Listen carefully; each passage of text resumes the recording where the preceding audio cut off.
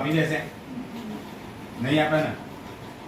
અને માની લો કે તમે પૈસા ઉપાડ્યા તો તમે પૈસા ઉપાડ્યા તો એના માટે શું હોય? બે વસ્તુ હોય, એક આ લાલ સ્લીપ હોય અને એક આ ચેકબુક હોય. હવે 18 વસ્તુ જે નીચે હોય એને ચેકબુક આપતા નથી, બરાબર? તો એના માટે ઓપ્શન શું છે? આ લાલ સ્લીપ. હવે લાલ સ્લીપમાં શું છે?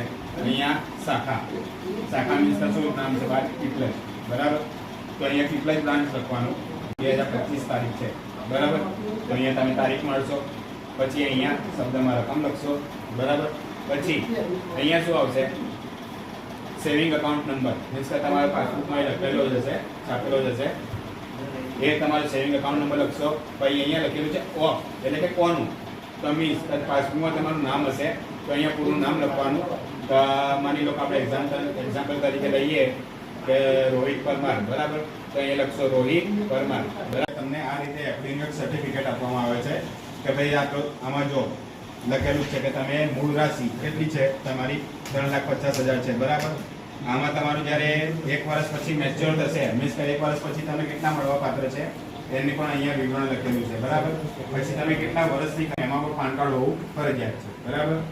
અટલ પેન્શન યોજનામાં 18 થી 40 વર્ષના, બરાબર? એમાં 42 રૂપિયાથી ચાલુ થાય અને 210 રૂપિયા સુધી દર મહિને યોગદાન તમે કરી શકો છો, બરાબર? એમાં શું છે કે તમે 60 વર્ષના જ્યારે થશો, બરાબર? જ્યારે તમારા 60 વર્ષ પૂરા થશે ત્યારબાદથી તમને એક લમસમ